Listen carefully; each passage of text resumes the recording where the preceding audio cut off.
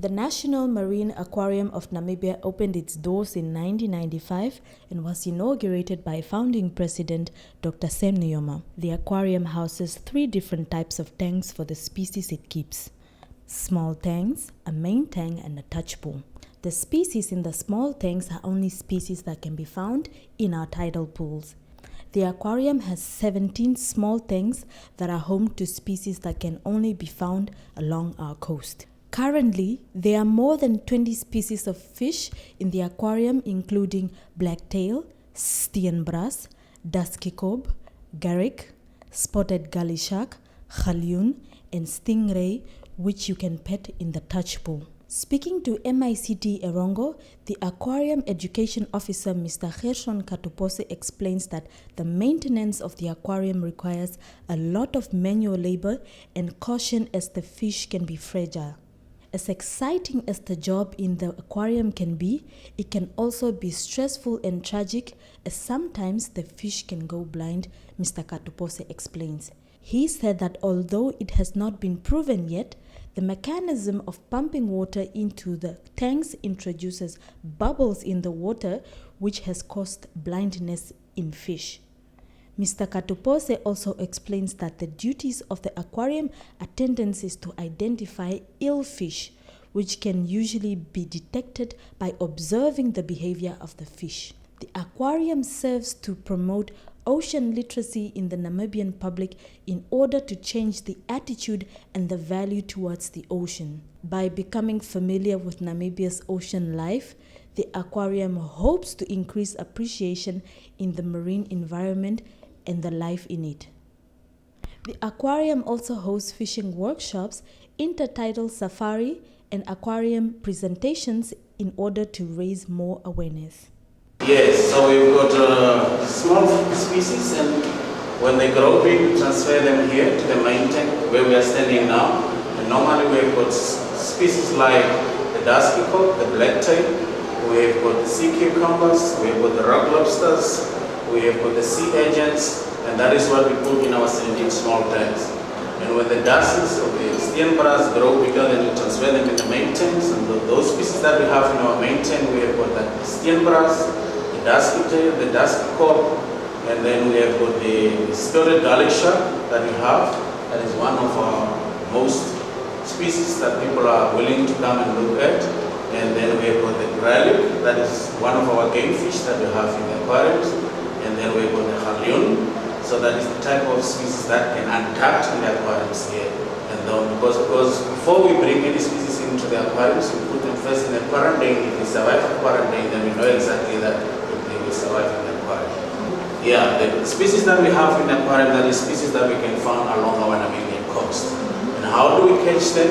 We either use a deep-sea net, or we either use a sky boat, or raccoon reel, or through diving like for the rock lobsters.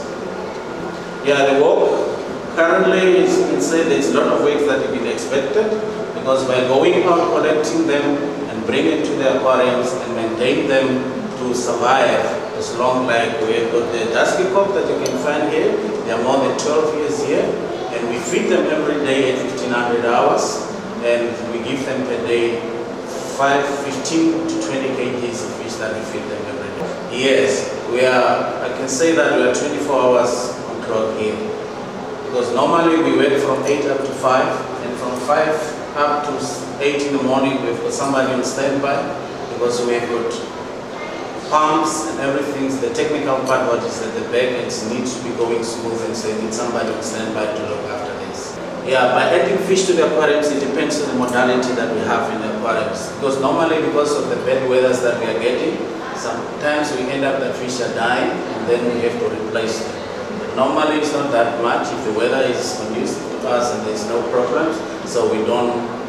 But normally, the small ones, that is that we feed, that we bring in, and then when they grow big, then we transfer them to the main tank.